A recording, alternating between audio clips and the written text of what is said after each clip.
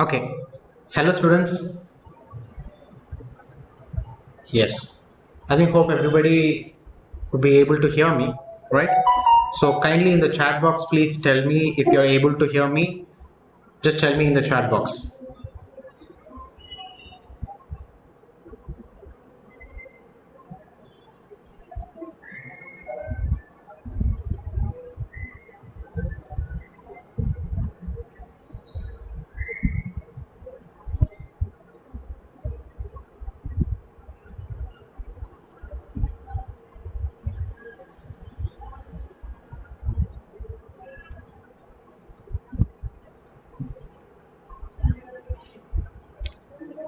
So students, if you're able to hear me, if I'm audible, please tell me in the chat box that I'm audible, please.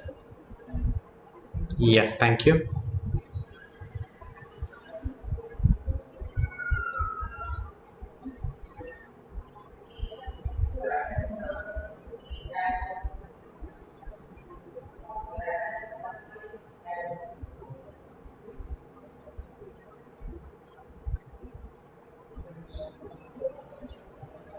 Right, fine. So we'll just get started. Just give me a minute.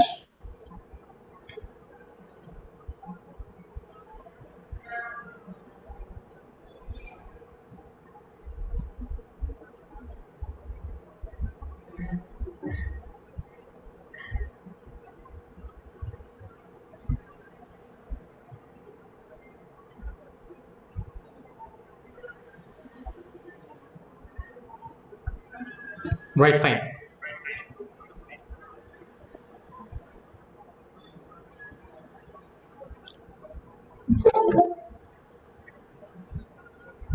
So students, so today, okay, fine.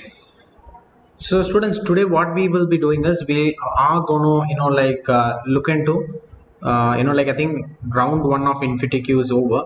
Let us look into round two of InfyTQ and as well as with hack with Infy, because most majorly if you look at the round two questions of InfyTQ and hack with Infy problems, they are most kind of same kind of, like this. The toughness is a little bit higher in hack with Infy comparing InfyTQ round 2, but most probably the topics wherein whatever is covered is both competitive programming topics are covered. So today, we will be taking few problems out there which have been asked in round 2 and also which have been asked in hack with Infy, and we are going to have our training on hack with Infy along with Python. Okay, fine. So let's get started. Let me start taking few problems and we'll start. Okay, fine.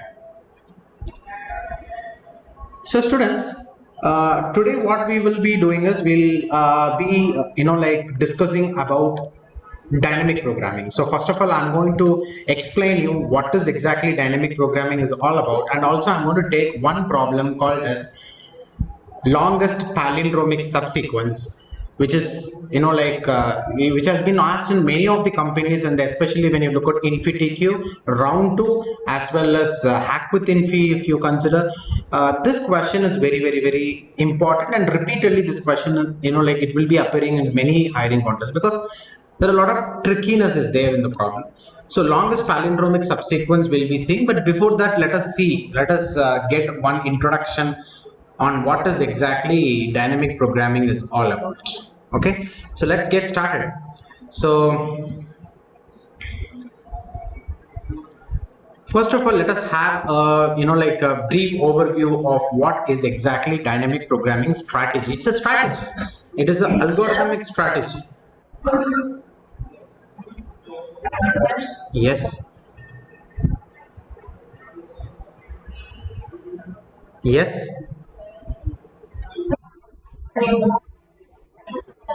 Yeah.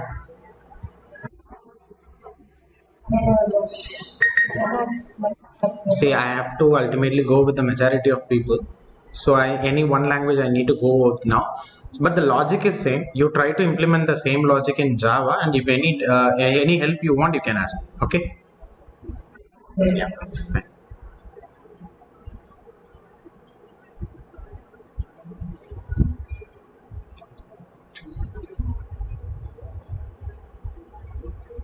Students, maximum if any doubt you are having, please post it in the chat box itself so that I'll try to clarify in the chat box itself, because there are a lot of people out here. So yes.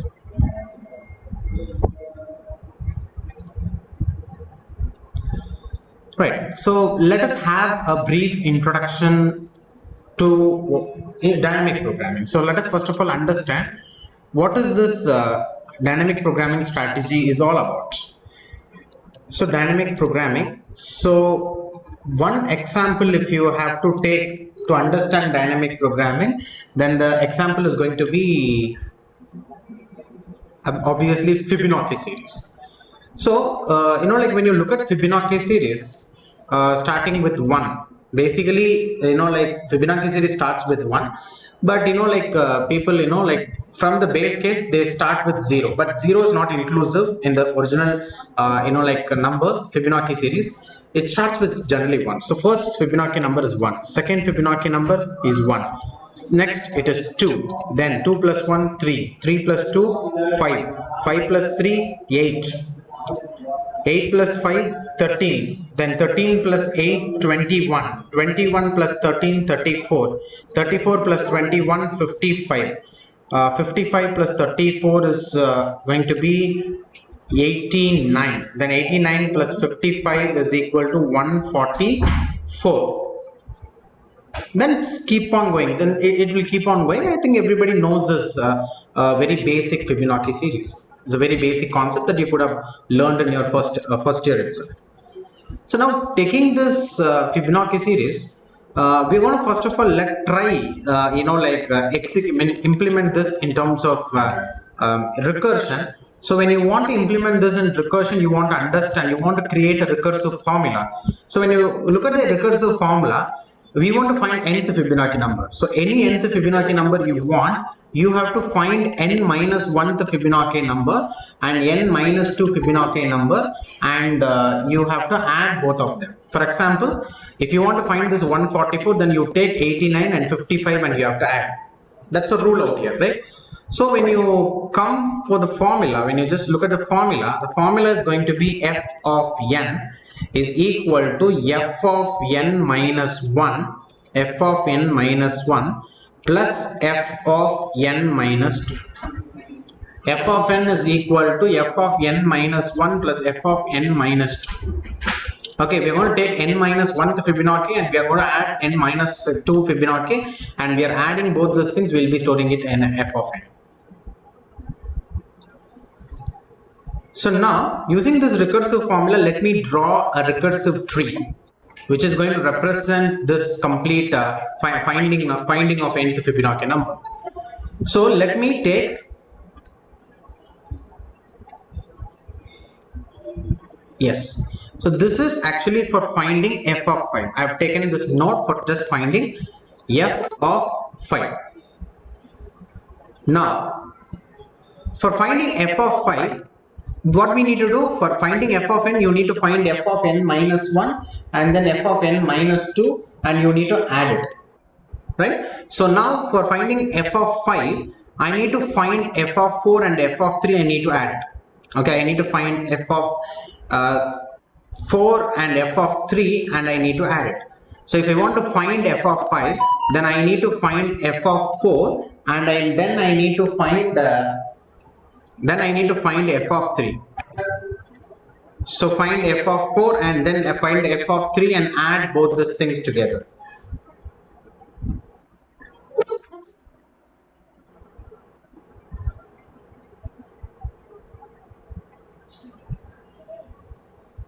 Okay, fine. Just 1 minute.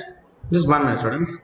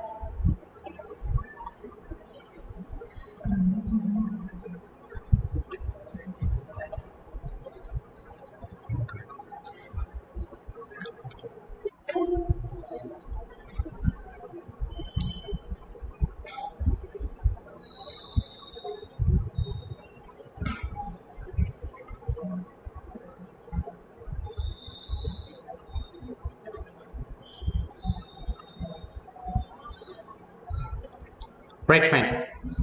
So for finding f of 5, for finding fifth Fibonacci number, for finding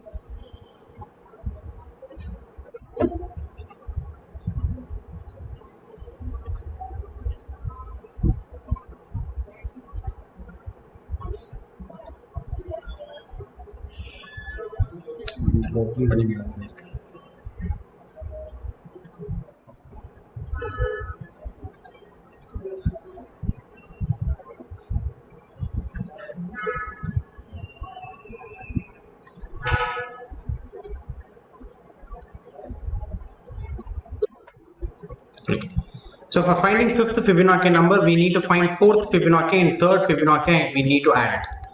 So fifth Fibonacci if needs to be found, then you need to find fourth Fibonacci, and then you need to find third Fibonacci, and then you need to add both these things.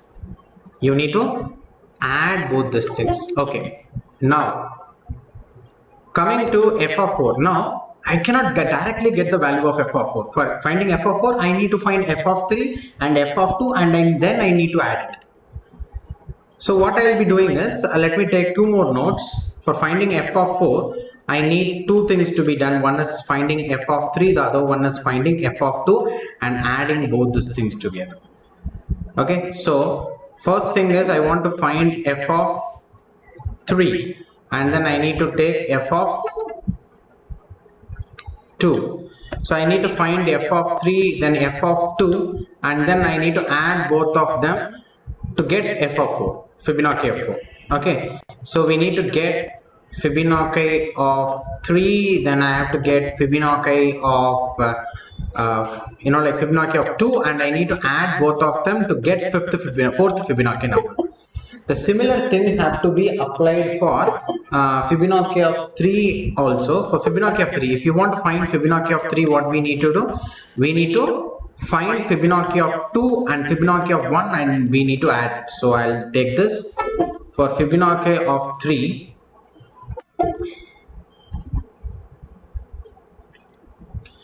for finding Fibonacci of 3, I need to find Fibonacci of 2 and then Fibonacci of 1, and then I need to add it. Right. So now for finding f of 3, I need to find f of 2 and then f of 1, and I should have added it.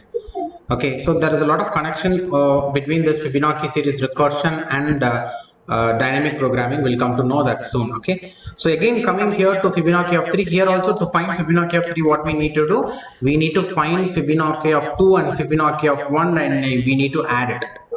We need to find Fibonacci of 1 and Fibonacci of 2, and we need to add it.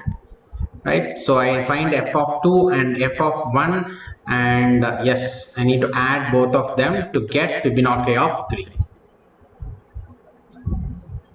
Right, so similarly, for finding Fibonacci of 2, we need to find Fibonacci of 1 and then Fibonacci of 0, and we need to add both of them. We need to add both of them. So we need to find Fibonacci of 1, and then we need to find Fibonacci of 0. Okay, and both of them have to be added. So let me take Fibonacci of 2, where I have to add Fibonacci of 1. Then I need to be adding just a minute. So then I need to add Fibonacci of 1 and Fibonacci of 0, and then I need to add it. So here also Fibonacci of 2, Fibonacci of 1 have to be added. Here Fibonacci of 2, Fibonacci of 1 added. Here Fibonacci of 1 and Fibonacci of 0 have to be added. And here for this remaining Fibonacci of 2, Fibonacci of 2 we have. And for both this Fibonacci of 2, again I need to find n minus 1 to Fibonacci and n minus second Fibonacci, and I need to add it. So taking Fibonacci of 1 and taking Fibonacci of 0, and I need to add both of them to get Fibonacci of 2. So let me take Fibonacci of 1 and Fibonacci of 0, and we need to add both of them. Okay, so when you add Fibonacci of 1 and Fibonacci of 0, you're going to get Fibonacci of 2. So just give me a minute. Yeah.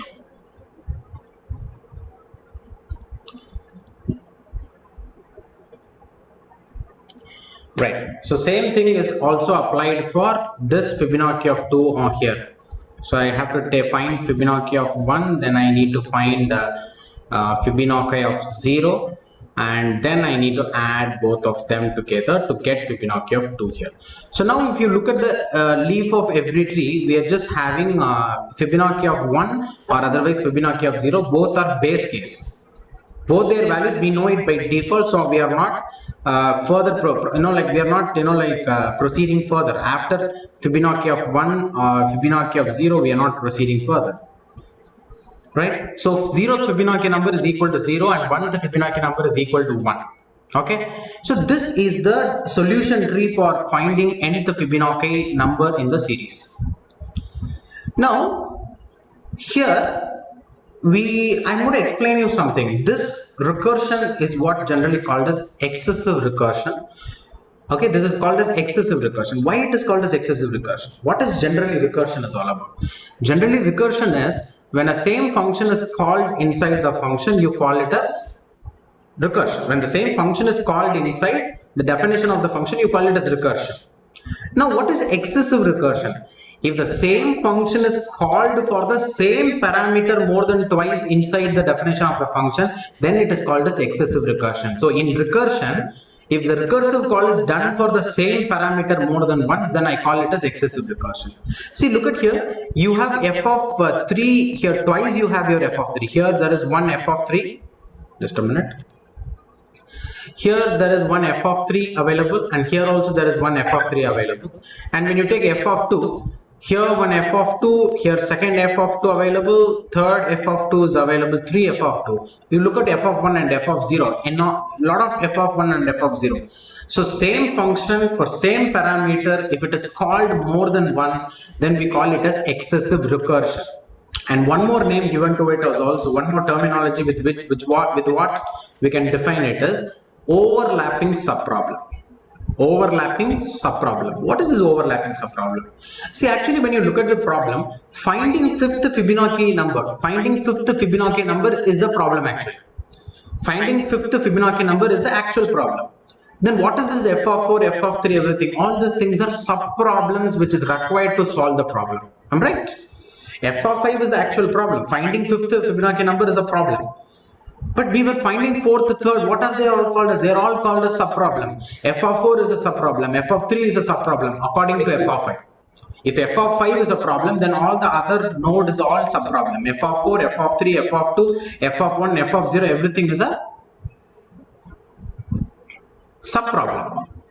When the same subproblem is repeating more than once, f of 3 is a subproblem which is occurring for 2 times. F of 2 is a subproblem which is occurring for 3 times. F of 1 is a subproblem which is occurring for 5 times. F of 0 is a subproblem which is occurring for 3 times. These subproblems which is getting repeated, we call that as overlapping subproblem. So you take a problem, you represent the problem as a solution tree with the help of solution tree. Whatever we have drawn here is a solution tree, and in the solution tree, if you are able to observe excessive recursion and if you are able to observe overlapping subproblem, then in those situations you can find the optimal substructure. You can find out. I'll tell you what is optimal substructure. Optimal substructure is removing all the excessive recursion. After removing all the excessive recursion, whatever the remaining structure that we have, that structure is what we call it as optimal substructure. Now we have a lot of overlapping, a lot of repetition of the same subproblem. And if I remove all the repeating subproblem, then after removing all the repeating subproblem, we will get some structure of tree, and that structure is what we call it as optimal substructure. So for any problem that you represent with the help of solution tree, if overlapping subproblem is there, if there is also you are able to find a optimal substructure, if there is also optimal substructure exists, then dynamic programming is the best approach to solve that particular problem if this scenario occurs. Let me repeat again. You take up a problem. You represent the problem as a solution tree. You represent a problem as a solution tree. you are able to find a property called as excessive recursion, or otherwise you also able to see overlapping subproblem property. And when this overlapping subproblem is found in the solution tree, you need to check whether is there any corresponding optimal substructure is possible or not, available or not. If there is any optimal substructure really available, if there is any optimal substructure really is available, then we should proceed this particular problem with the strategy called as dynamic programming. Now let us get into the strategy of dynamic programming. So what is dynamic programming strategy all about? The strategy of dynamic programming is very simple. You take up the answer of every single subproblem and you store it somewhere, either in an array or in a matrix, wherever you are going to store. You can store it in any data structure, but only thing is, according to the scenario, you might be storing it in array, you might be storing it in matrix, which might be efficient for the scenario. It depends on the scenario, depends on the question. But you need to take the answer of every subproblem and you need to store it somewhere. And when the same subproblem is repeating again, make sure that you do not recalculate it again. Make sure that you use the value which you have already found and you have stored. For example, I am finding Fibonacci of 4 and storing somewhere. Fibonacci of 3, finding the answer, storing somewhere. Finding second Fibonacci and storing somewhere. Finding 1th Fibonacci and storing somewhere. Suppose if again finding 1th Fibonacci is coming, I'm not going to recalculate it. Is that again I will be taking the answer which I have already stored. If Fibonacci of 3 is coming again, f of 3 is coming again, I'm not going to recalculate. I'm not again going to find f of 2 and f of 1 adding. Then for finding f of 2 again f of 1, f of 0 needs to be added. I'm not going to do all these things. Once if an answer is available, then again if that answer, if you require the subproblem, you need to do, you take the answer which you have already stored. Don't recompute it. This is what dynamic programming. So dynamic programming is a strategy where the answers of every subproblem have to be found and it has to be stored somewhere in the memory, and you need to reuse those answers when the same subproblem is coming again. So coming to this one, so if you want to implement this nth Fibonacci number with the help of dynamic programming, then what you do is you take up an array. You take up an array of size n plus 1, whereas n is the exact nth Fibonacci number that we are trying to find. So if I want to find the 5th Fibonacci number, then let me take an array of size 6 so that I get up to 5th index. I want up to 5th index. That's a game. I want whatever is the input n value, I want up to that index. So that's why I'm taking n plus 1, which is 5 plus 1, 6, array of size 6. So 1, 2, 3, then 4, then 5, 6, or array of size 6. So index is going to be 0, 1, 2, 3, 4, and then 5. And all the indices, initially I will be taking it as -1. All the indices I will be taking it as -1. Okay, I have taken all the indices to be -1. Now what I do is, you know very well in recursion, first the left substructure will be over, then only you will be coming to the right substructure. For example, you first of all have to call f of 5. Once you call f of 5, the left side call will be first of all will be happening, which is f of 4. Then the left of f of 4, this f of 3 will be happening. Then the left of f of 3, this f of 2. Then this f of 1. Then only this f of 0 will happen.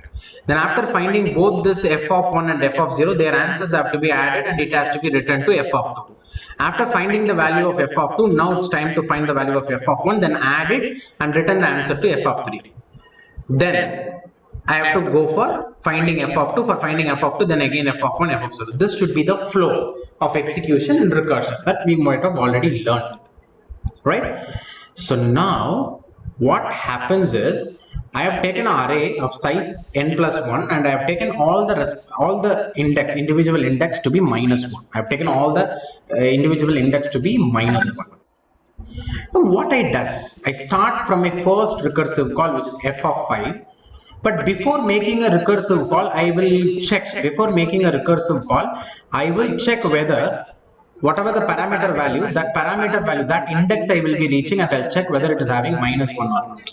If that respective index is having -1, then I will be doing the recursive call and I'll be performing the operation. But if already answer is available, I will not do any process. I will directly take the answer and I'll use it. So I'll tell you first of the number. I'll give you the number. So which needs to be executed first, which needs to be executed. That we will decide first, then we will. Okay. So now coming here, first call is going to be f of 5. So this is first call. This is your second call. This will be your third call. This is going to be fourth. This is going to be fifth. And this is sixth call. And this is seventh call. This is 8. Then this becomes 9 and this becomes 10. And finally this will be 11. This will be 12 and 13. And this is 14. And then finally this is 15. So I have written all the numbers when it has to be executed. Okay. So first preference is given to left, then only the preference is given to right side. That keep in mind. So see, initially I will be starting with f of 5. Before calling f of 5, I need to go to parameter index. What is the parameter? 5. I go to fifth index and check whether it is having -1. Yes, it is having -1. So if it is having -1, then what I will have to do is I'll make a call and I'll go for left side f of n minus 1, f of 4. So coming to f of 4, before initiating the call, I will check whether the respective parameter value, which is fourth index, is equal to -1.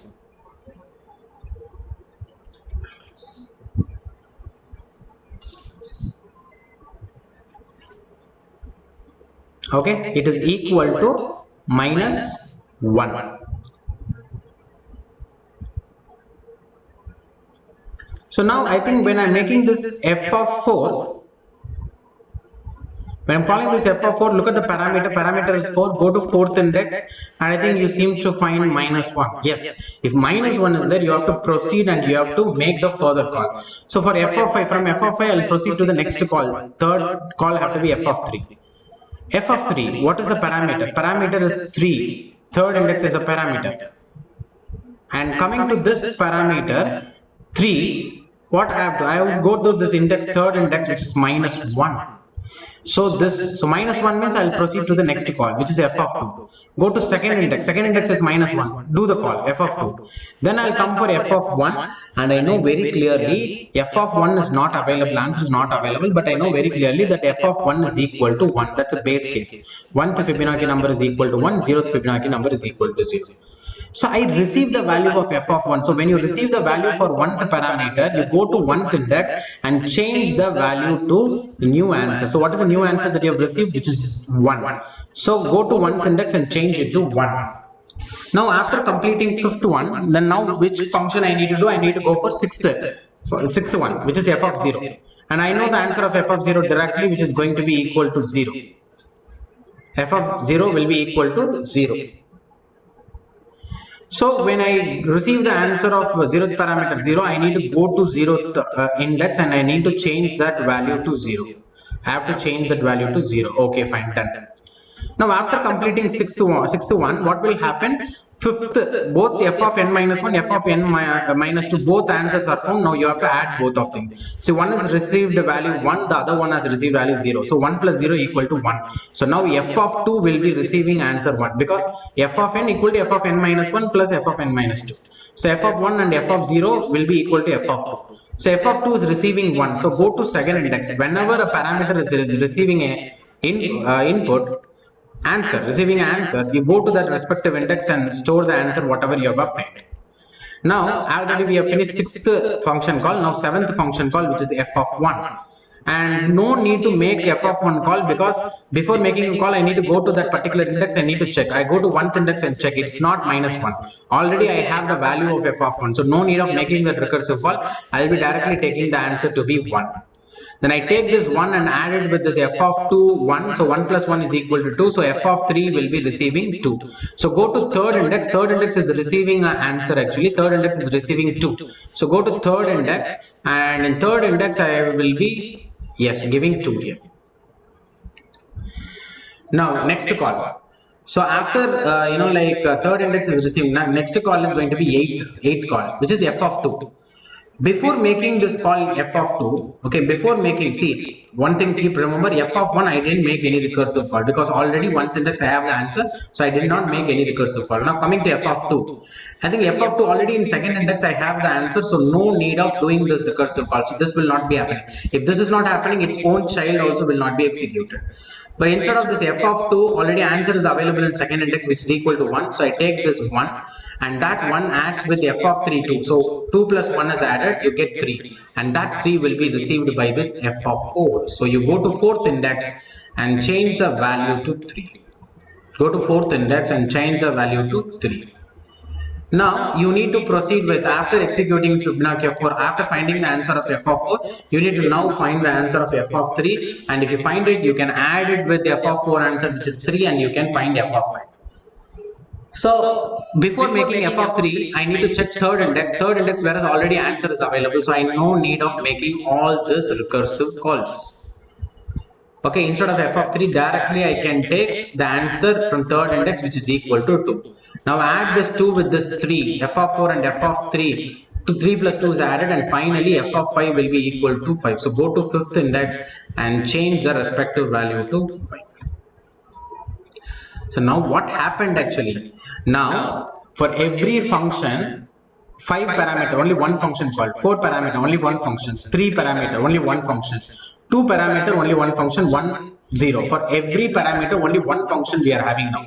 And this is what we call it as optimal substructure now. After removing all the excessive recursions, now the present structure, whatever we have, is what we call it as optimal substructure.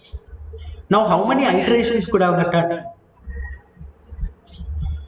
Usually, the time complexity of the recursive implementation of finding nth Fibonacci number is actually order of, which is big O of 1.618 the whole square. 1.618 the whole square.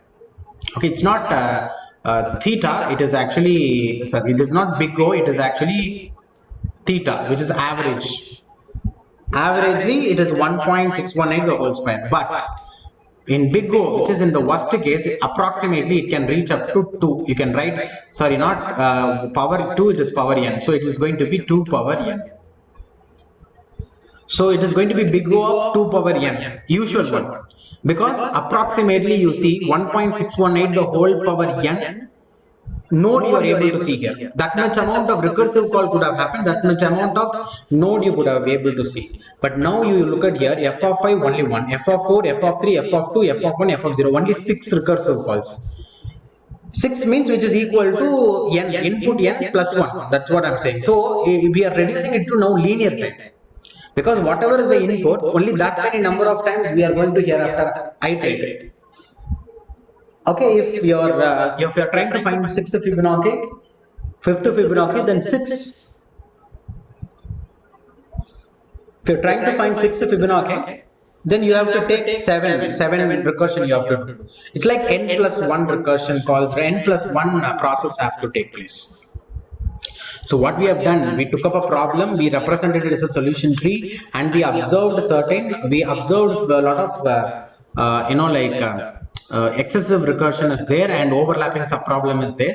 So to remove it, to convert it into an optimal substructure, what we did is we took an array, we stored the answer of all the subproblem once we get it. Once we getting the answer, we are taking the answer and storing it in the respective indices. Once answer of all the unique subproblem is found, if the same subproblem answer again it is repeatedly asked, we can use the stored answer of every subproblem and we will be able to easily answer it.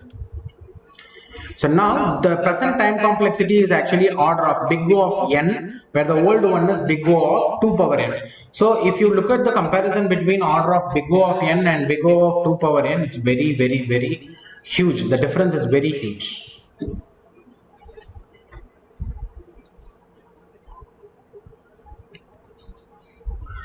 Okay, so just give me a minute. Let me take REPL H and let me implement this and show you, and then we'll go with longest palindromic subsequence. One of the most repeatedly asked question, not only in terms of InfyTQ and Hack with Infy, in all the other reputed companies are hiring contest. Also, we have seen this longest palindromic subsequence a lot, like in Amazon, like in Zoho, even in InfyTQ, Hack with Infy, almost a lot of places we have seen it. So once after this, we'll get into this longest palindromic subsequence. Just give me a minute.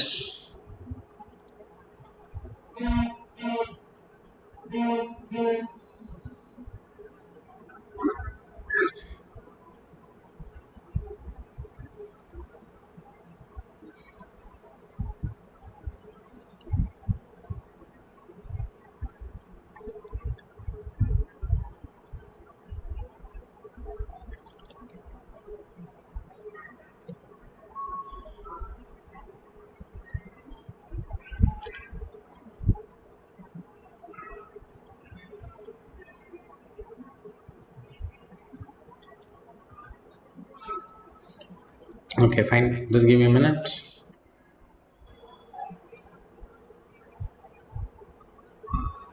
Right. So let me zoom it a bit. Okay, just 1 minute. I think I should have taken Python.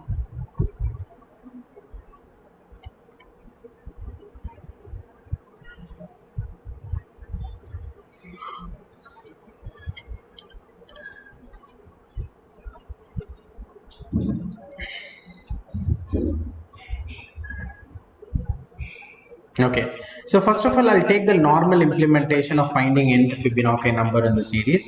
So first thing, I'll take integer input from user. So n is equal to, so let me little bit zoom in. Okay, so n is equal to int of input of. So I'm receiving an integer input from user. After receiving integer input from user, I need to find nth Fibonacci number. I want to find nth Fibonacci.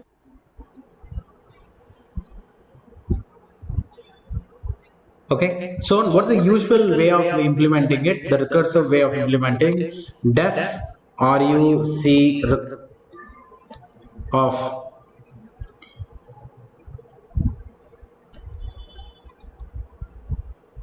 Okay, so it is going to accept n as a parameter, and we'll be checking for the base condition. Suppose if n is less than or equal to 1. If n is less than or equal to 1, kindly return n. Because if n equal to 0, return 0. N equal to 1, return 1. So whatever is your n value less than or equal to 1, return the same n value again back. If not, what you will do? Else, what you have to do? Else, I need to make, if it is greater than 1, then I need to use the formula, and I have to call the same function. So I think better I can take it as FIB. I'll take it as FIB. And coming here to this else part, I want to again call this FIB and pass n minus 1 as a parameter for finding n minus 1th Fibonacci. And after finding n minus 1th Fibonacci, then I need to add it with the Fibonacci n minus 2 Fibonacci. So I'm taking n minus 1th Fibonacci and n minus 2th Fibonacci and just adding it. And after adding, I would allow to return it back. But this is the usual way where like the excessive recursion was taken. Now, to make you understand, what I do is I break it into two different lines. I take a variable a and call fib of n minus 1 and assign the respective value to variable a. Similarly, I take a variable b. Okay, I take a variable b and assign this recursive called fib of n minus 2 and assign it to b. It's not semicolon, it's not required, right? Yeah. Fib is equal to fib of n minus 2 is called. Okay. Then after calling a fib of n minus 1, then fib of n minus 2. Just give me a minute. Right, after finding both f of n minus 1 and f of fib of n minus 2. Now finally what you can do, you can just simply return a plus b. After finding a and b, now finally what you can do is you can return a plus b. Okay, fine. Now coming here to main function, I will be calling this print of fib of n, right? So now one more thing is, this is the usual way. How we will implement the new way, the efficient way? Okay, so that I'll tell you. Just give me a minute. So whenever you're receiving some answer, you need to store it in an array actually. So what that array should be look like? That array should be having the size of n plus 1, that already we see, right? Whatever the n value, for that index also I need to store. So n plus 1 would be better. So let me take array dp, and let me take dp, and I'll take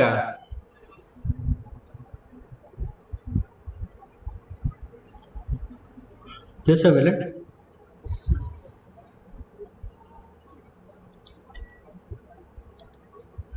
So let me take minus 1 and let me multiply it with n plus 1, because I already said I need to take all the respective index values to minus 1. And what should be the size of the array? It should be n minus 1. Whatever is your input plus 1, n plus 1, not n minus 1. So for example, if your input is 5, n equal to 5, you will be receiving an array or list of size n plus 1.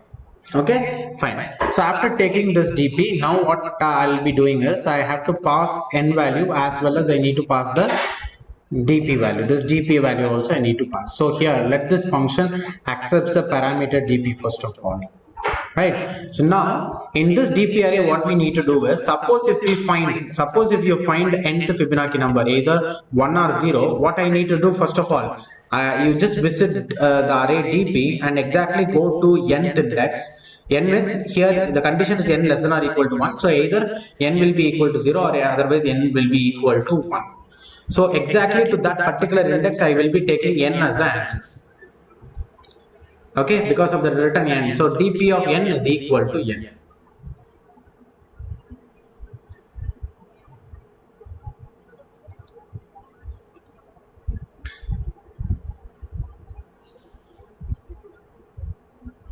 Okay, fine.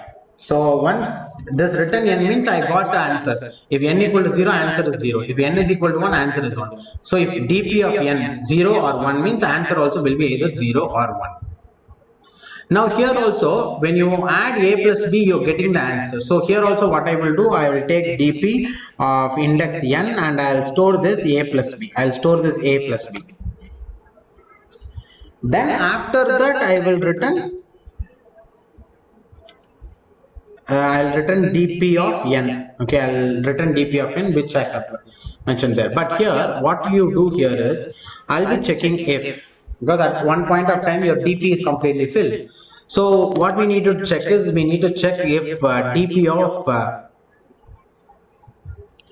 okay, if dp of the present n minus 1, if dp of n minus 1 is like, just 1 minute, if it is equal to minus 1, definitely then I need to make a recursive call. So if dp of n minus 1 is equal to minus 1, if it is dp of n minus 1, if it is equal to minus 1, it means that the recursive call can be made. So we are taking this integer a equal to fib of, sorry, there is nothing called as integer, right? That was a mistake I think that we were doing. Keep on, it's not integer b, I think I forgot. I just, like C programming, I was just simply writing it.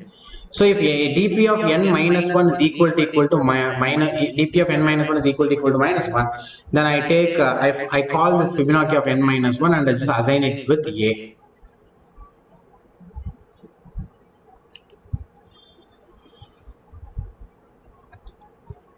Else, suppose if dp of n minus 1 is not equal to minus 1, what you will do? If it is not equal to minus 1, then I'll take, if it is not equal to minus 1, then I will take that dp of okay, then I'll take a is equal to dp of n minus 1, because I try to find the answer of n minus 1th Fibonacci. I tried finding n minus 1th Fibonacci. It was not possible. So that's the first condition is saying that dp of n minus 1 is equal to minus 1. I didn't find anything. So the same, what I do is, when dp of n minus 1 is equal to minus 1. I already said you go to some index. If it is having minus 1, you initiate the recursive call. So when this condition is true, I initiate the recursive call. Suppose if it is not the case, if it is not having minus 1, it is having some other, like some other thing. Then else what we will do is we will take, if it is not equal to minus 1, it is clearly understood that already the answer for that has been found and stored in the respective index. So you go to dp of n minus 1 and take that answer. Already you have stored that answer, right? So take that answer and store it in variable a. This is first if else. And the second if else have to be, sorry, the second if else have to be another if condition. So if dp of n minus 2, if dp of n minus 2 is equal to minus 1, then I could have said this b equal to Fibonacci of, here there is no double quotes.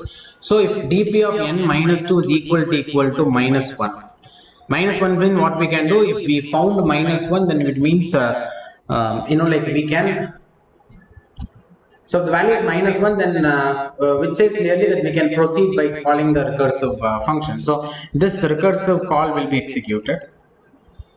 Okay, else suppose if this condition is not true,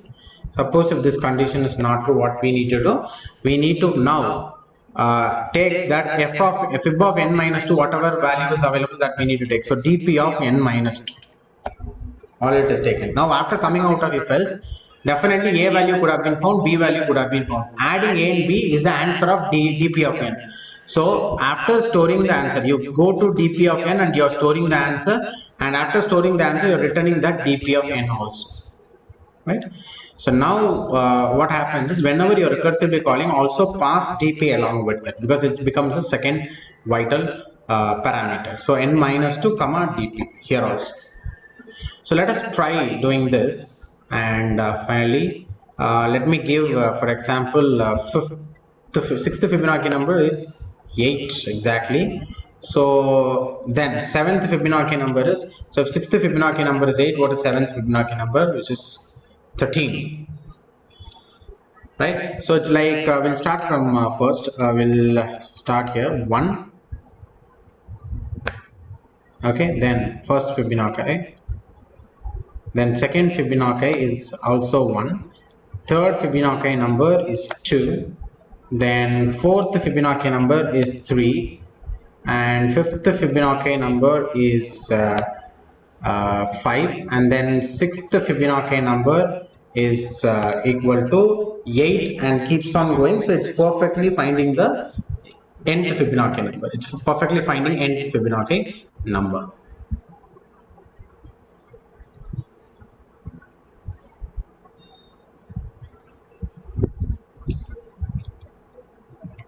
Okay, so this is the implementation of dynamic programming here in finding nth Fibonacci number.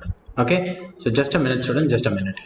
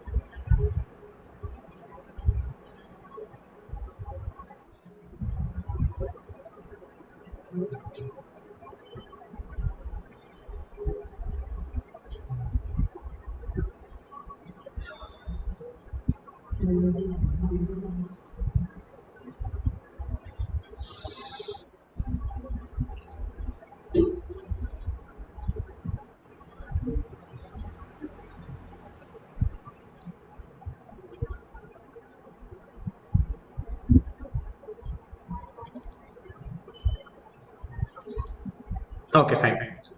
So by storing all the subproblem answer and reusing it. So before making a recursive call, see, I'm making a check. Before making a recursive call, I'm checking whether in that respective index we are having -1 or not. If you are having -1, I'm having making a recursive call or not. If it is not -1 means, which means in that n-1th index you are having the answer already available. So you take that answer and you use it. You don't do any recursive call. Same thing for dp of n-2 also. We are checking whether already value is found or not found. If it is not found, we are making recursive call to find it. If not, we are taking directly the answer if it is already available. And finally, after finding a and b, now we are adding it and we are storing it in dp of n, and then we are returning that particular value also. Right? Fine. So the similar way you have to go with all the dynamic programming problems. So now the next problem that we will be taking forward is longest palindromic subsequence. Okay, it's going to be longest palindromic subsequence. So first of all, let us understand what this question is exactly telling. Okay, then we also need to do backtracking also here for finding all the possibilities. So let me also go with that. Okay, fine. So first of all, let us understand what is this dynamic programming, longest palindromic subsequence problem is all about. So let me, for example, I hope everybody knows this concept of subset. I think everybody knows the concept of subset.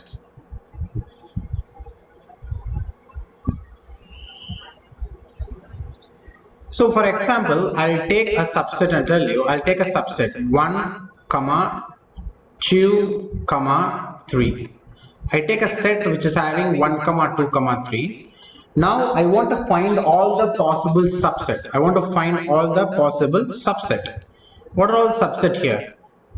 First of all, we have first subset is null subset, null subset.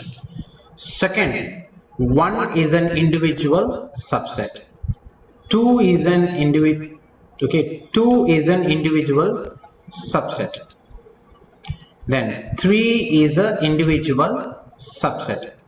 Then next one is 1, 2 is a subset. 1, 2 is a subset. Then 1, 3 is a next possible subset. Then 2, 3 is a next possible subset. 2, 3 is a next possible subset. And the entire set is also another subset. The entire set 1, 2, 3 is itself a subset, can be called as a subset. So totally how many subsets are available? Totally how many subsets? So see, for your understanding purpose, let me take it.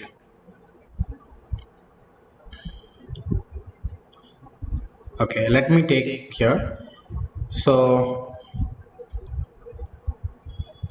okay, so I take up a set called as 1, 2, 3. What are all the possible subsets? The first one is going to be null set, which is having nothing.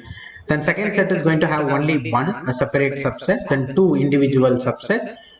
Then the next subset is going to be 3 individually is a separate subset. Now 1, 2 is a individual subset. 1, 3 is a separate subset, and 2, 3 is the next possible subset.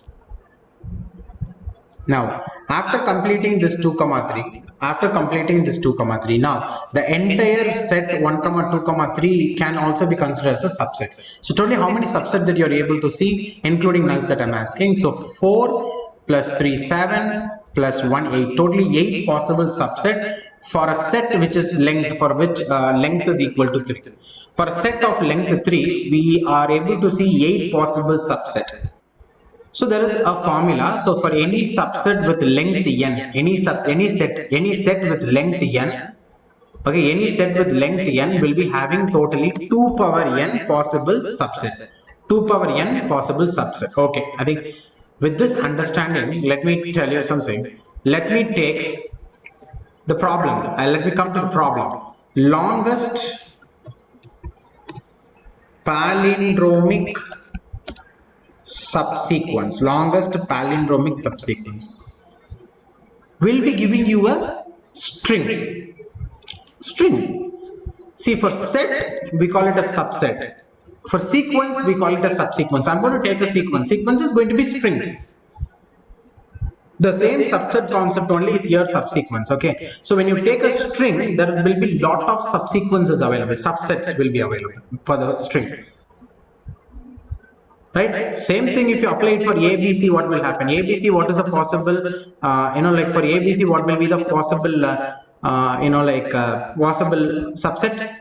A individually, null set, A individually, B individually, C individually, then A comma B, A comma C, B comma C, then A comma, A comma C, A comma B, B comma C, then A comma B comma C, all these things together. But definitely 2 power n possible. So here, a string will be given to you. There will be many subsequences available. You have to find all the possible subsequence, and after finding all the subsequence, you need to check whether is there any subsequence is a palindrome. If any of the subsequence is a palindrome, then we call that subsequence to be palindromic subsequence. So what is palindrome? A palindrome is when you take up a string or a sequence or a set of numbers, when you take a list of numbers, list of elements, and when you reverse it, and the reverse image and the actual image, if it is same for a string. For example, when you take string, when the actual image of the string and the reverse image of the string, when both are same, we call it as palindrome. Like when you take madam, when it is reversed also, it is going to be madam. So such kind of characters we call it as palindrome, right? So first of all, we are going to take a string. We are going to find all the possible subsequence, and among those subsequences, certain subsequences will be a palindrome, and those subsequences which are palindrome are called as palindromic subsequence. We might have lot of different palindromic subsequence, and among those all possible palindromic subsequence, we want to find one palindromic subsequence with higher length, greater length. Okay, this is the question. You want to find the length. That's the first question. The second part of the question is, after finding the length, you need to find you need to extract that exact longest palindromic subsequence. That's second thing. Third one is if multiple longest palindromic subsequences are available, because if the highest length is 7 and if 3 different subsequences having the same length and also a palindrome, then I need to take all those 3 palindromic subsequence with length, highest length, and I need to read it. I need to take it and I have to display. So 3 different set of questions. We'll first of all complete the first set of questions, then we will move to second and third subsequently. Okay, so now I'm going to take input. Okay, I'm going to take input. Just a minute, let me take the input string.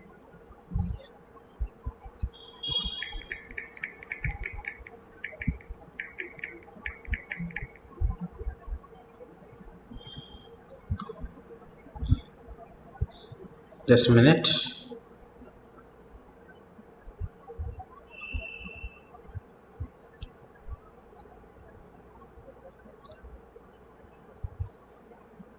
Okay, so the input is going to be like this. So let me take it as an array first of all, so that it will be easy for me also. So let me take an array, and the array is going to be of size 9. I'm going to take an array of size 9.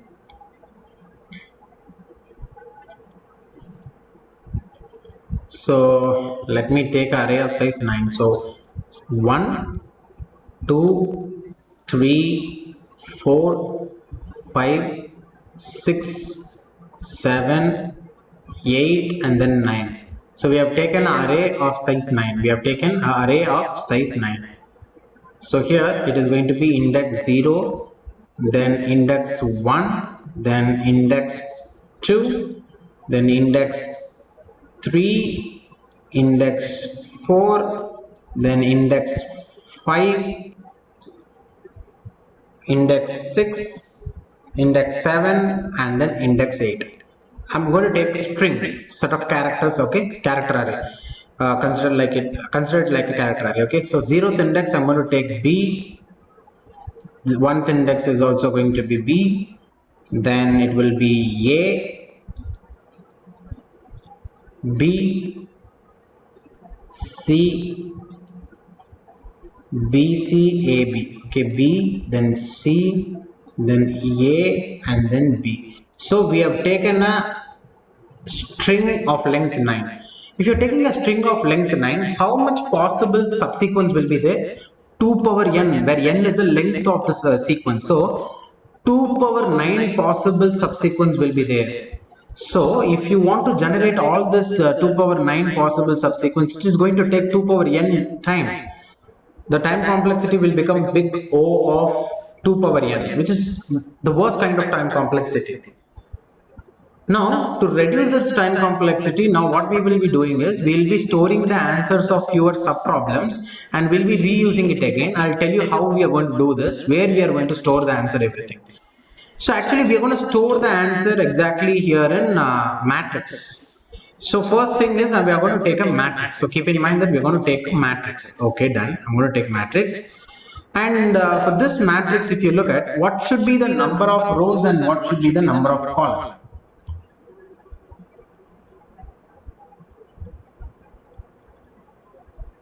Just a minute. So when matrix means it's a collection of rows and columns. So how many rows that we are going to take and how many columns we are going to take, that's the thing.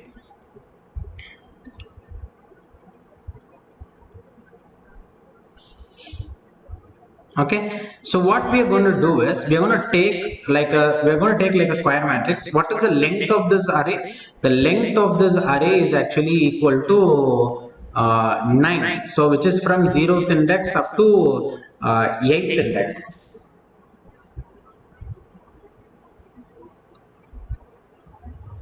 Okay, so now what we are going to do is, we are going to take an array of size 9 cross 9. We are going to take an array, we are going to take a matrix of size 9 cross 9, because the length of the string is 9. So I'm going to take a matrix of, you will get to know why I'm taking matrix here. So we are going to take 9 cross 9. So let me take a 9 cross 9 matrix first of all. Okay, so this is the first splitting. So first one, then the second one will take it here. So 2, then 3, 4, 5, 6, 7, 8. So let me little bit zoom down. Yes. So yeah, I think better we can take one more box here for ninth row. As a ninth row, we can take one more box also. Okay, so now let us try to take like 9 rows. We will try to take it. So let me take column 1. This is going to be column 1, and then next one. This is going to be column 2, and the next one. This is going to be column 3,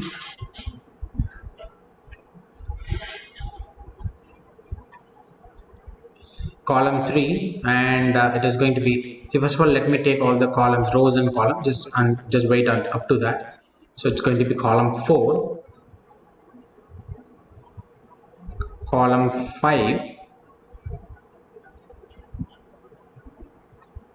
column 6, column 7, column 8, and then 9. Okay, so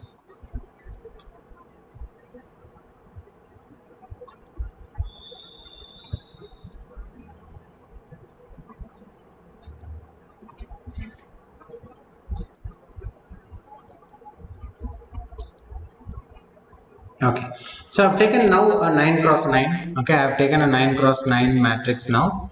So I think, yeah, just give me a minute. Let me take,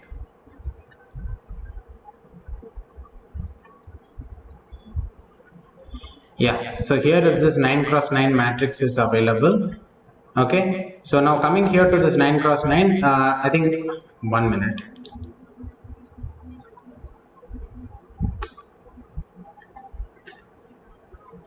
Okay.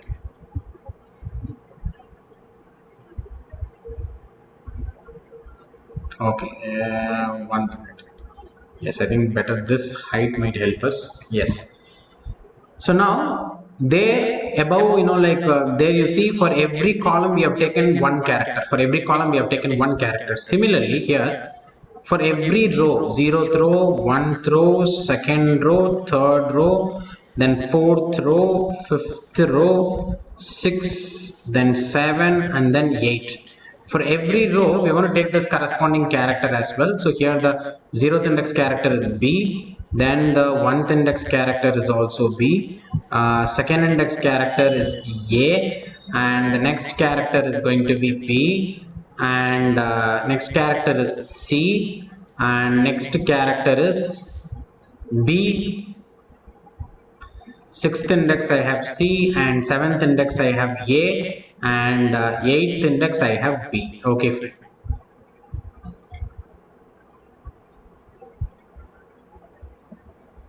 Okay, I think this is not required, but let me write it here. Okay, fine.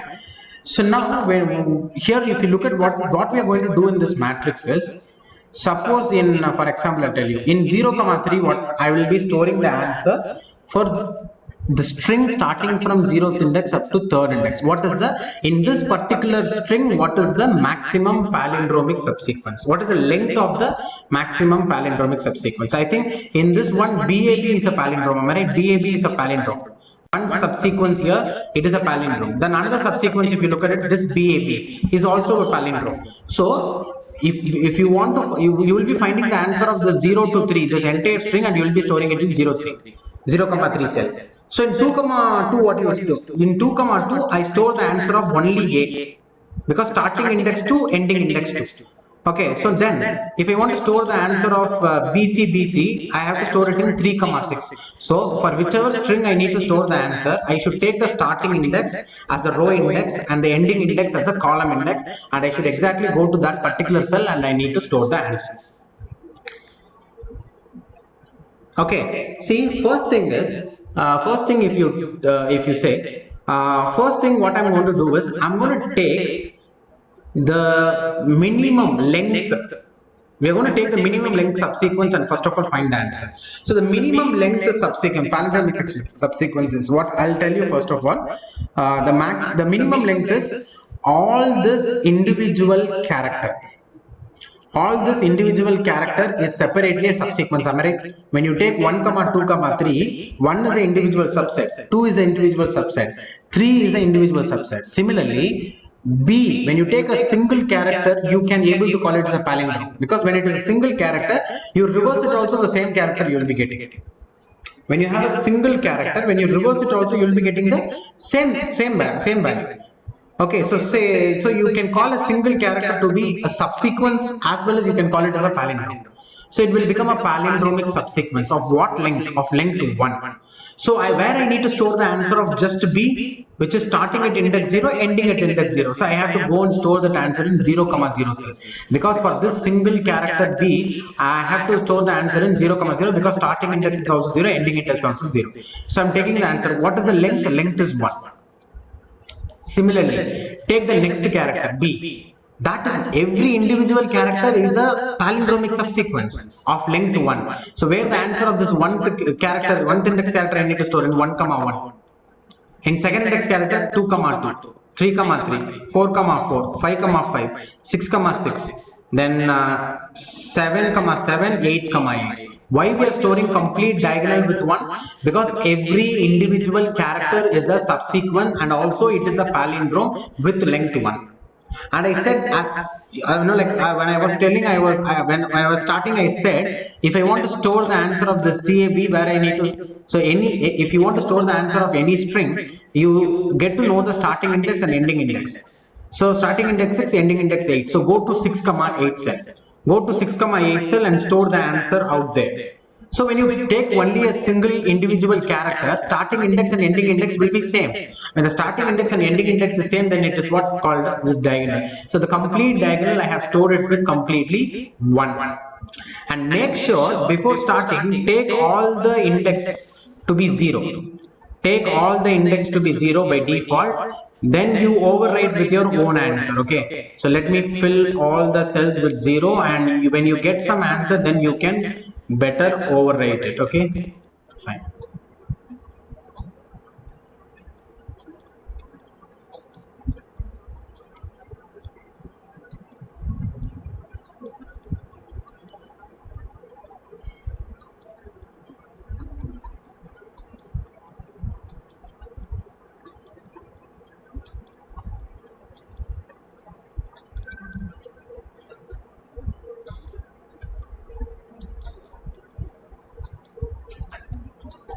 Okay, I've taken all these things as 0.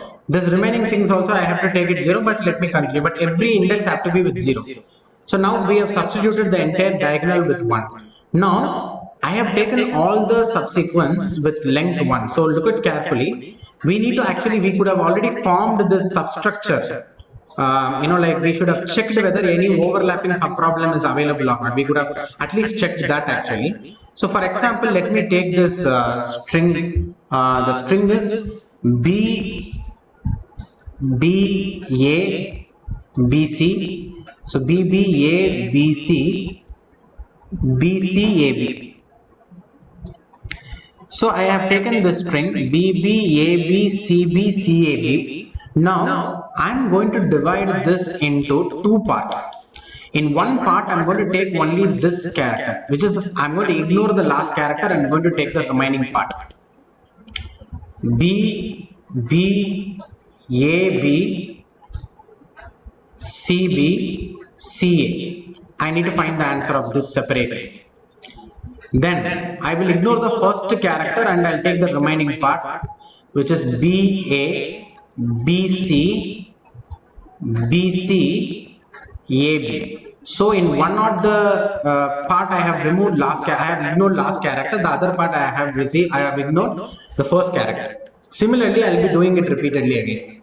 So for the next one, what I will do, I will again here. I will first of all ignore the last character and I will take, which is going to be B A B C B C. This is one side. On the other side, if you take, it is going to be B A B C B C A. This is another side. Now you just take this one left side, ignore the last character and write the remaining. So which is B A B C B C A. This is one side of the part, we go with this, and one side of the other part.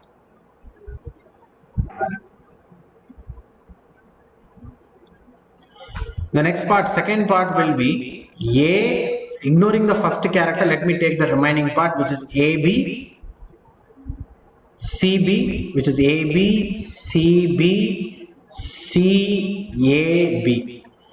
Similarly, I will keep on reducing it further. See, initially you have taken a string of length 9. Then I am taking a string of length 2 string of length 8. Then I am taking 4 string of length 7. This will be keep on reducing. So first initially 1 9, then 2 8, then 4 7, then 8 6 length string will be coming, 16 5 length string, 32 4 length string, 64 3 length string, 128 2 length string, finally 256 1 length string will be there. You look at here, is this both same string? Is it both same string? Yes, this is both same string. This is where overlapping is occurring. The same sub problem is again and again occurring. So when you keep on drawing it further, finally what I said, 256 one length character. Is there 256 one length characters available in the string? No, only 9 characters available. But ultimately what we are getting 256. So how much overlapping could have happened? So now what we are going to do is we are going to remove all this overlapping sub problem. And for removing all those overlapping subproblem only, I am just storing the answers of all this one. So I am just starting it from the bottom. Bottom is all the individual characters will be available. Am I right? Fine. See, first I am taking 9 length string, then 2 8 length string, then 4 7 length, 8 6 length, 16.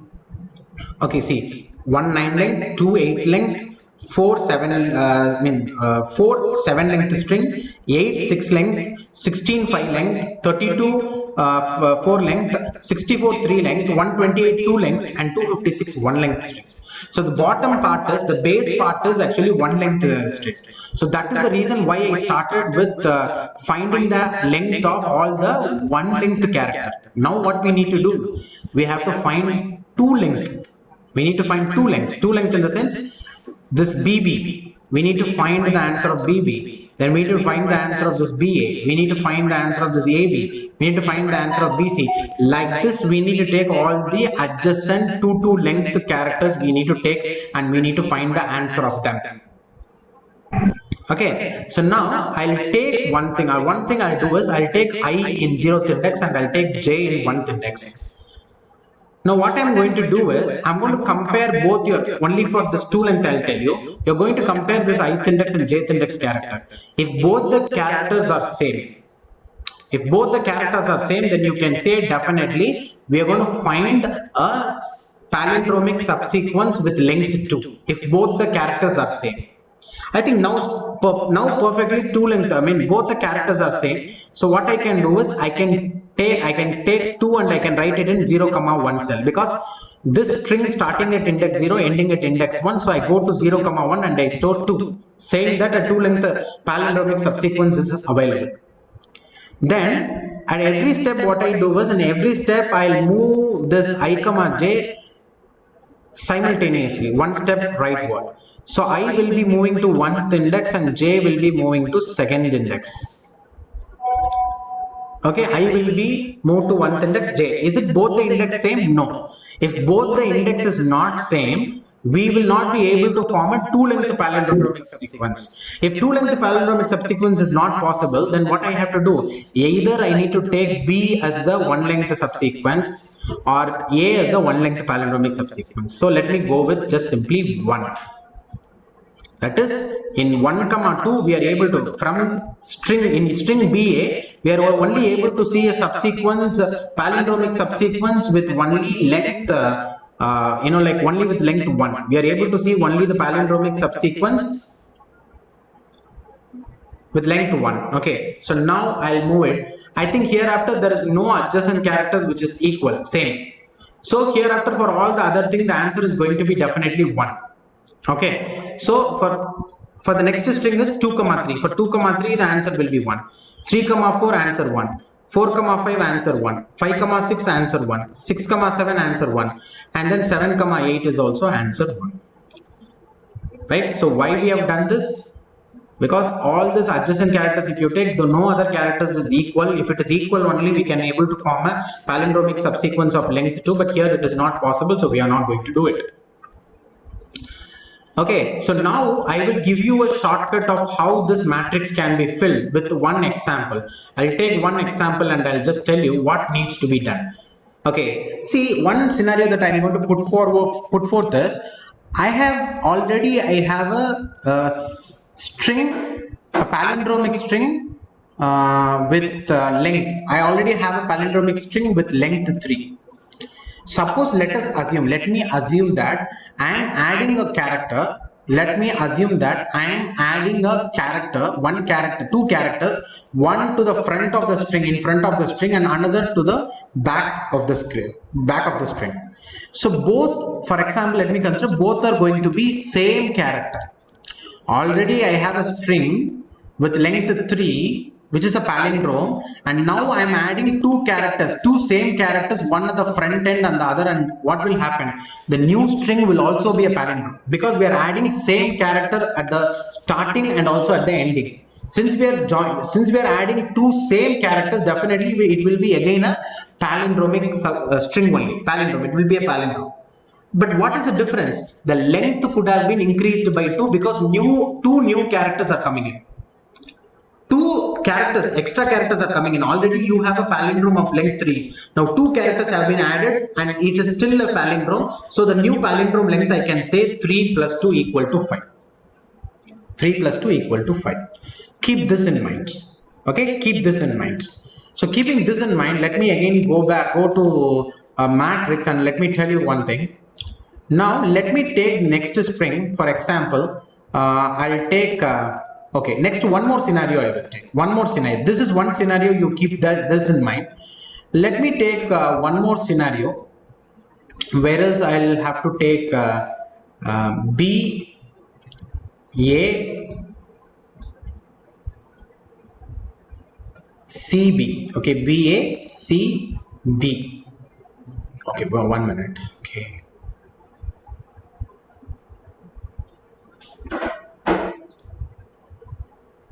Okay, just 1 minute.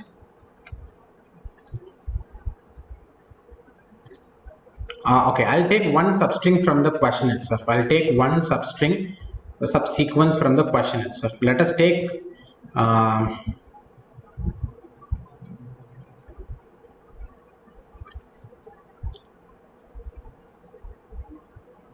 okay, let me take BC, BCA. Let me take BCA, or okay, I'll take BABC.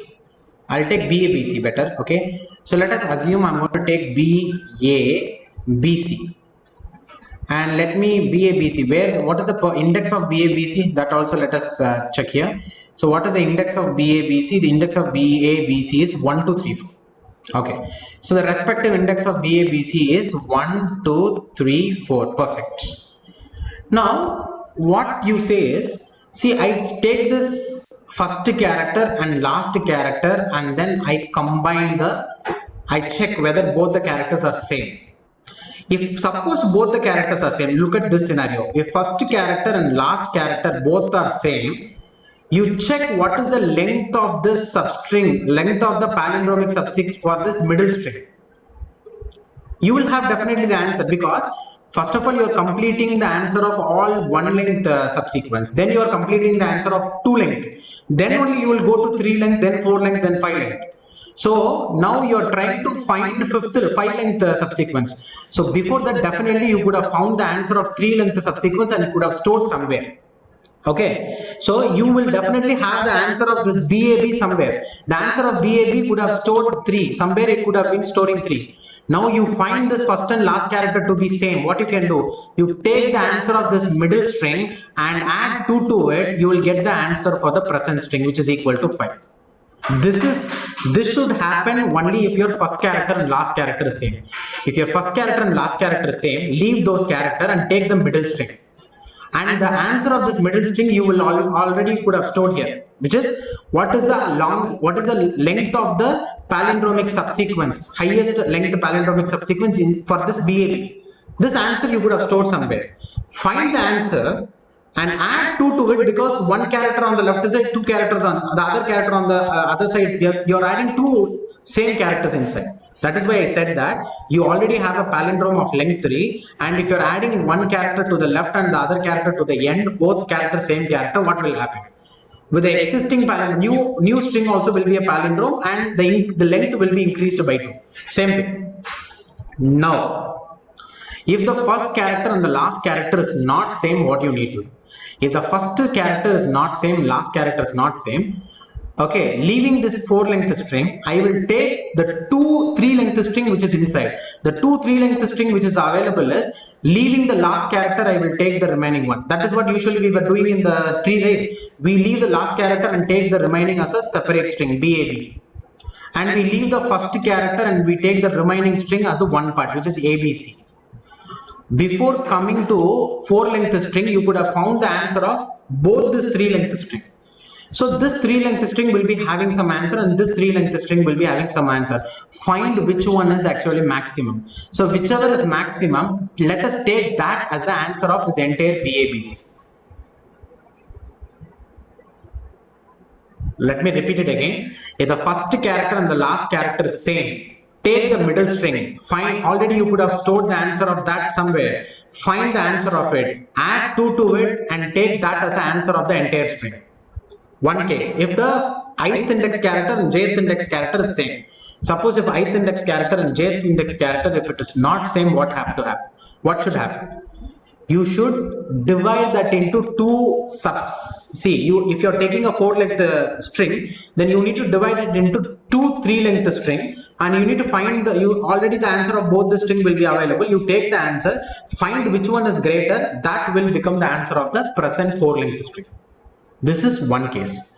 But one trick that I wanted to tell you is that, suppose let me assume that this is 1 2 3 4 5. 1 2 3 4 5. Where the answer of this 1 2 3 4 5 you need to store, you have to store it in 1 comma 5. For example, I'll go to matrix. The answer of this string you should store it in 1 comma, in this cell you need to store 1 comma 5. You need to store it in this cell. Now, where is the answer of that middle string will be there? Where is the answer of the middle string? Middle string means 2 3 4, which is 2 comma 4. So where is that 2 comma 4 cell is there? So where is the 2 comma 4 cell? The 2 comma 4 cell is here. This is here. It is here. So I wanted to tell you something. Whenever you take a string, ith character and jth character, that's the starting character and the ending character, if they are equal, you have to find the answer of the middle string, right? The answer of the middle string will always be at the diagonal, bottom left diagonal. If this is a place where you need to store the answer of the entire string, then definitely the middle string answer, leaving the first character and the last character, middle string, answer of that string will be definitely available on the bottom left diagonal. This is one thing. Next, coming here to this second case, where the first character and last character is not same. What you need to do? You need to take BAB separately and ABC separately. See, the answer of the original string have to be stored. The answer of the original string have to be stored in 1 comma 4. Where is the answer of this left side splitting BAB? It is available in 1 comma 3. Where is the answer of this ABC will be available? It will be available in 2 3 4, which is 2 comma 4. So just mark 1 comma 4 where the answer, first of all mark 1 comma 4 where the answer have to be marked. So let us mark 1 comma 4. So 1 comma 4, this is where the original string answer have to be stored. And where is the answer of this left side substring and the right side substring? One is in 1 comma 3, the other one is in 2 comma 4. So 1 comma 3 and 2 comma 4. So 1 comma 3 is here and 2 comma 4 is here. So I can say, if the ith index character and jth, if the first character and the last character, if it is not same, then you need to divide it into two. For example, if you are taking a n length string, then you need to split it into two n minus 1 length string. And the answer of those two n length string will be available exactly in the left cell and bottom cell. This is one more thing I need to say. So now I can cut short. And I can tell you, you are taking a specify I comma. You are just see here, look at here. You are taking one as ith index and another one jth index. You take ith index character and jth index character and compare it. If both the index characters are same, then go to your bottom left diagonal, take that answer, add 2 to it and print it in the present cell. Suppose if ith index character and jth index character, they are not same, then find the maximum between left cell and bottom cell. Find the maximum between the left cell and bottom cell and place it in the present one. Because in the left cell you have the answer of that n minus 1 length string, and in the bottom cell you will be having the answer of the other n minus 1 length string. In the diagonal, what you have? In the diagonal you have the answer of that middle string. Leaving the first and last character, the middle string answer will be available in the bottom left diagonal. So now let me come here let me take, because all the 2 length string answer I have already stored it here. Now let us take back my ij again to the front.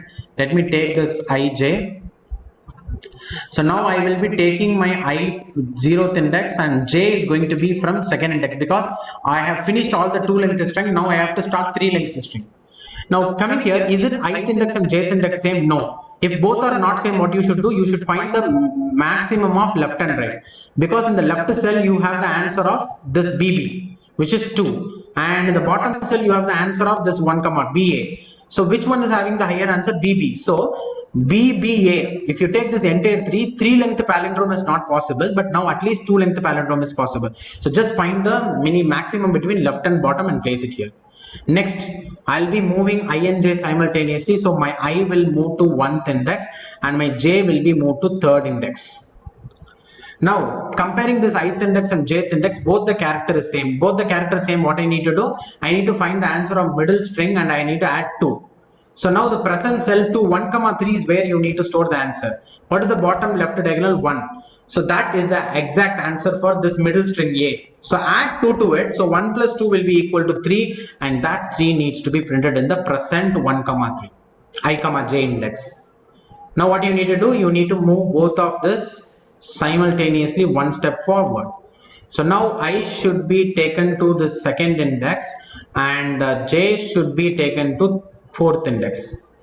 Now is it both the characters same? No, both are not same. So what I should do? I should find the maximum of left and bottom. So the answer have to be stored in 2, 4 because starting index of the string is 2, ending index is 4. So 2, 4, if you come to 2, 4, the left cell is 1 and the bottom cell is 1. So you need to find the maximum of both. So maximum of 1 and 1 is going to be 1. So that is what we are going to store exactly here in 2, 4 cell. Next, let me take this I and J and let me move it simultaneously one step. So I will take my I to 3rd index and my J will be taken to 5th index. Now compare your ith index and jth index. Both the character is same. When both the characters are same, you have to visit your diagonal, bottom left diagonal, and you need to add 2 to it. So this is the bottom left diagonal. So this is the index where I need to store the current value 3, 5 and the bottom left diagonal is having 1. So 1 plus 2 is equal to 3. Then let me move my I, J simultaneously one step forward. So I will be moving my I to 4th index and my J to 6th index. Now comparing ith index, jth index, both characters are same. Answer have to be stored in 4, 6. Both characters are same. So I need to take the bottom left diagonal and I have to add 2 to it. So 1 plus 2 will be equal to 3.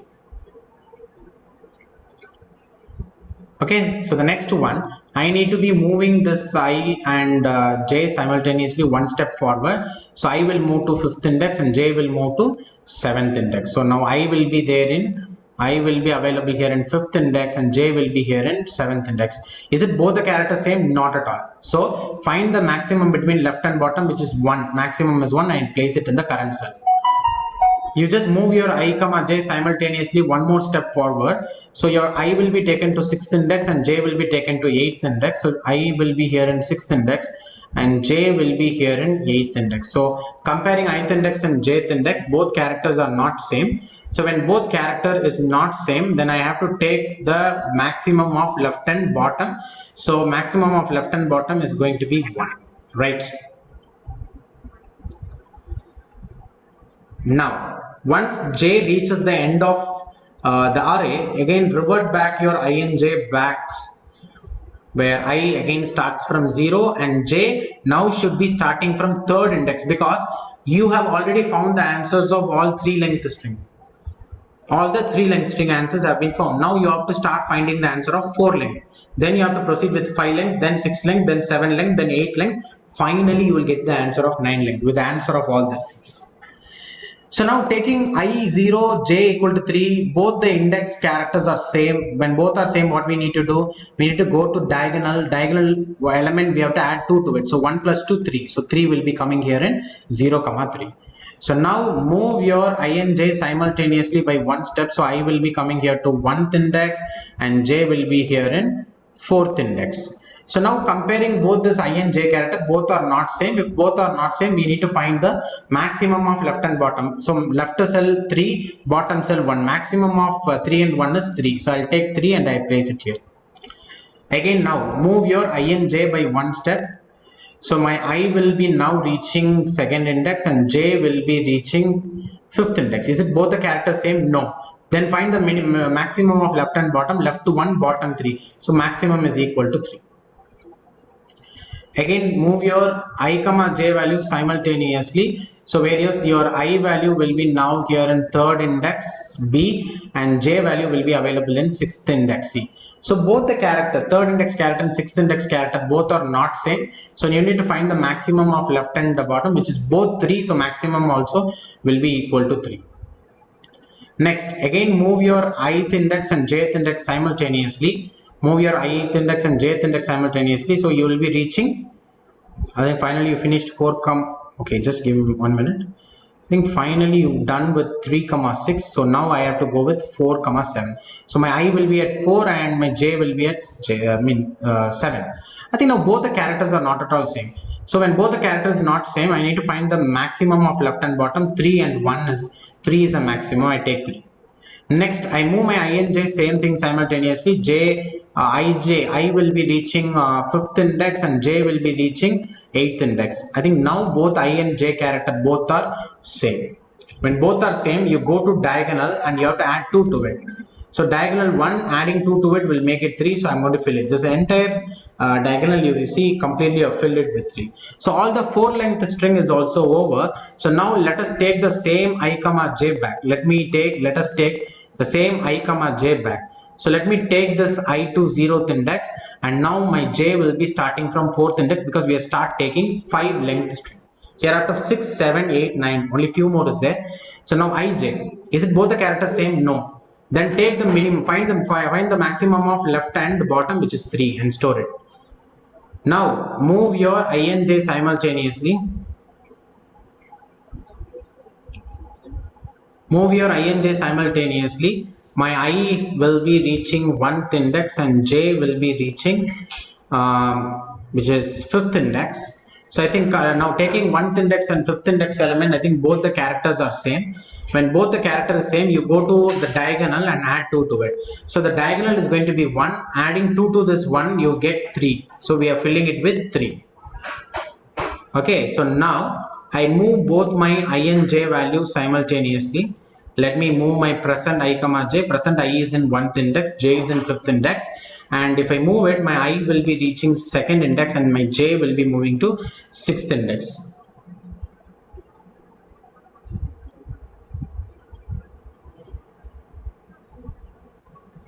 Okay, it will be moving to 6th index.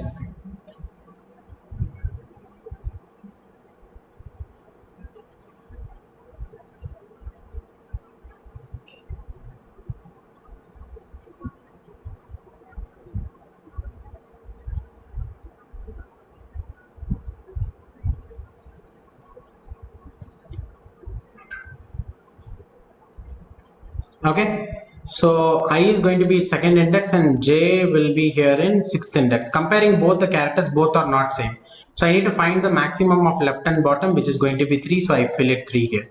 Again, let me move my I and j simultaneously. My I will be reaching 3rd index and my j will be now reaching 7th index.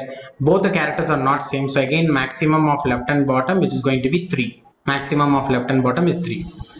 Then I will again move my I and j simultaneously. My I will be reaching 4th index.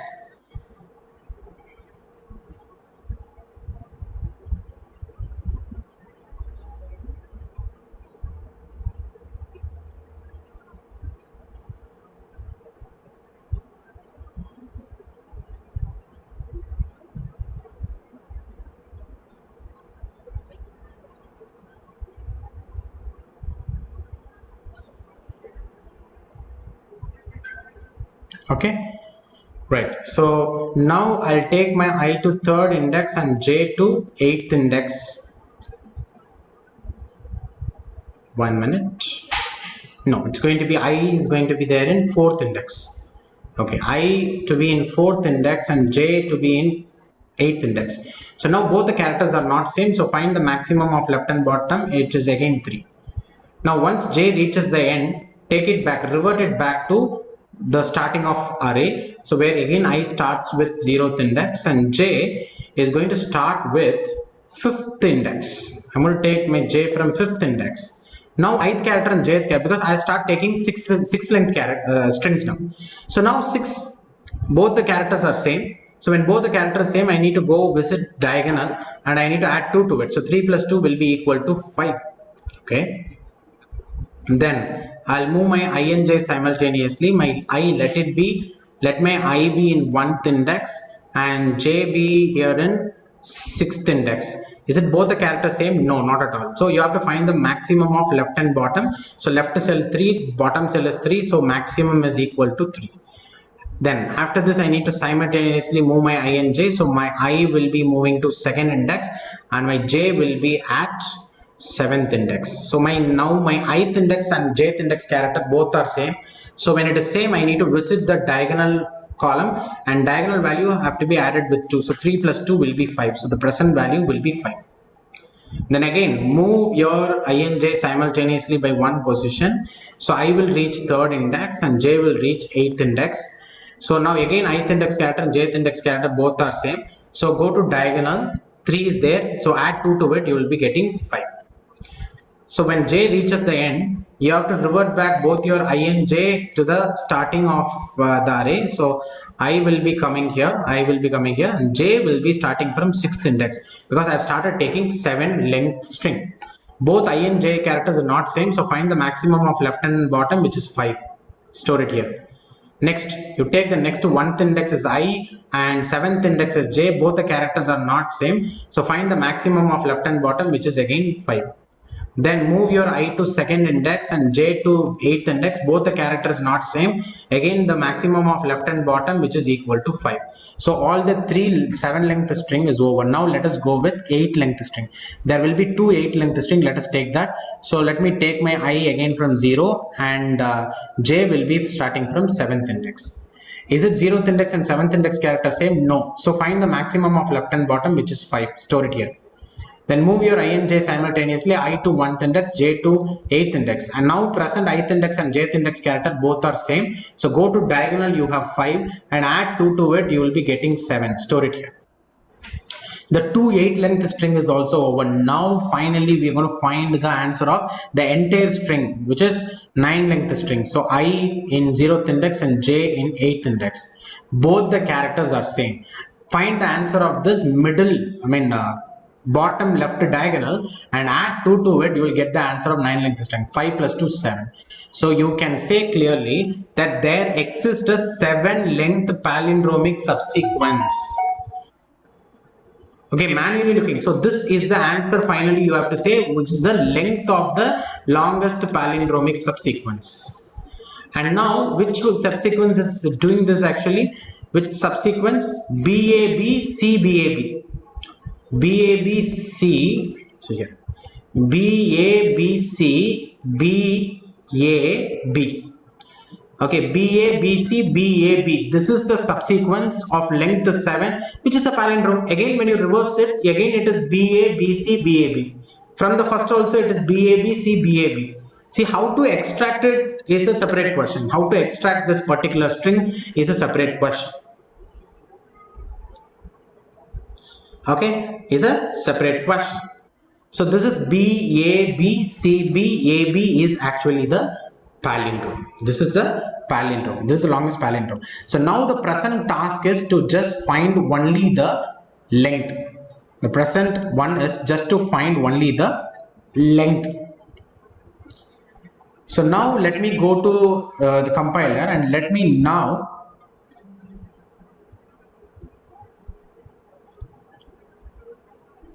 yes. So I'm going to take longest palindromic subsequence lps.py. I'm going to take lps.py. Okay. So now coming here to lps.py, first of all you need to have a matrix. First of all you need to have the string, right? You have to have this input string. So let me take n is equal to input of. This input of will receive the input as a string. It will receive the input as a string. Now you need a matrix with completely zeros. You need a matrix with completely zeros and it should be equal to the length of the string. So I need to find the length of the string. So length is equal to len of n. See, I think better instead of taking n, let us take it as string. And now len of string. So we need to find the len of string, length of the string, and we are going to store it in a variable called as length. So now whatever is the length, that is going to be the number of rows and number of columns.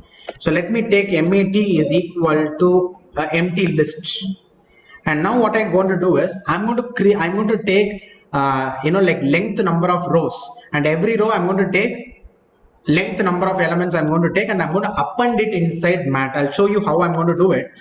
So for I in range of length, this loop will run the loop for length number of times, and for every time it is going to run the loop for length number of times, and for every time I will take a array with 0 and list with 0, and if I multiply it by length, what will happen? When you take a list and multiply it with the integer, the same list will be actually replicated. It will be replicated for example, I can show you here in the console. Let me take a list 1, 2, 3, 4, and if I multiply this 1, 2, 3, 4 by 2, the same list element will be repeated for twice. See here, 1, 2, 3, 4, again 1, 2, 3, 4. Right? So if I take 0 and if I multiply it by 9, you will have a list with 9 zeros. So that is what I want, right? So I will take this and I need to append this inside your mat. I need to append this inside your mat. So append it inside the mat. So how much time this will be appending? It will be appending for length number of times. So 9 rows, 9 lists like this will be appended inside matrix, and every row will be having 9 zeros. So we have formed a 9 cross 9 matrix. So I'll just print, and also I will show you. So print of max, print of max. So let me now run the program, and let me now it's not max, it's mat, right? So it's mat. So let me close it.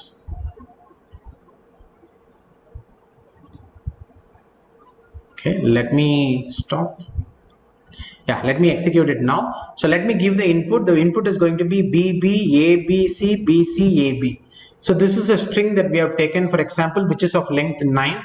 So I would be requiring invalid literal for int with base 10. Okay, I think that program is getting executed. I think yes, I think that becomes a main function here. Okay, so let me remove that here. Okay, let me see. What I'll do is I'll take this lps.py and let me let me change it. Okay, fine. So now let me run it and show you.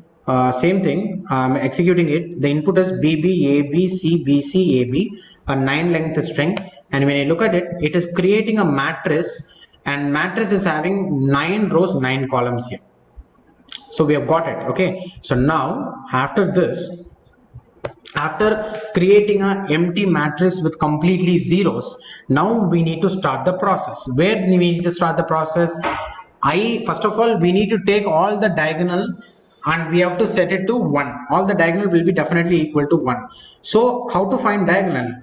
Both row index and column index, if they are same, it will be a diagonal definitely. So mat of II. So mat of II, if it is equal to 1, which means all the matrix will be set to 1. Now, where we started our process is where I started the process where I is equal to 0 and j is equal to 1. Started taking 2 length character. So I comma j equal to 0 comma 1. This is where we are going to start the process. Okay, so now where did we stop actually? When I was at 0 and j was starting at last index. So up to that we were doing the process. I think I equal to 0 and j, if it is exceeding the length of the array, we have to stop the process. So we'll come to the we have to write a while loop with that condition. I'll come to that condition later. And every time what I need to do, every time I need to have another loop. Okay, let me take a loop where until j reaches the end, I need to keep on moving simultaneously. I want to move my I comma j value simultaneously until j reaches the end. So while j less than length, sorry. So while j less than length, what I need to do, while j less than n, I need to check if the original string of ith index character, whether it is equal to string of jth index character. This is one condition. If they are not same, we will be doing something else. So else, if they're equal, we are going to do one set of process. If not, we'll be doing some other set of process. And every time what we need to do after this, you should be incrementing your I by 1, and also you should be incrementing your j by 1. So you're just incrementing both this I and j simultaneously until j reaches the end of the array. Now if ith character and jth character, when both are equal, what you should do, you should take the diagonal element. So you go to match, and what will be your bottom left diagonal? Bottom left diagonal means it will be I plus 1, coming bottom I plus 1, left diagonal which is j minus 1. So I plus 1 j minus 1 is the diagonal. You go and take the diagonal and add 2 to it, and take it and just place it here in mat of ij. This is one thing. Else, if they are not same, what you have to do? If they are not same, then mat of ij will be equal to maximum of left and bottom. So max, we have a max function, let us call that function. And now you need to pass 2 parameters, any number of parameters you can pass. So now coming to this first parameter, I'll be passing this left cell, which is mat of ij minus 1 is the left cell. Then comma mat of I plus 1 j is the bottom cell. So we need to find the maximum of left and bottom cell, and we need to take it and we need to place it in I comma j. So if ith character and jth character is same, we need to find the diagonal, add 2 to it, bottom left diagonal, add 2 to it, and place the answer in I comma j cell. If suppose ith character and jth character both are not same, then we have to find the maximum of left and bottom cell, and we need to store the answer in I comma j cell.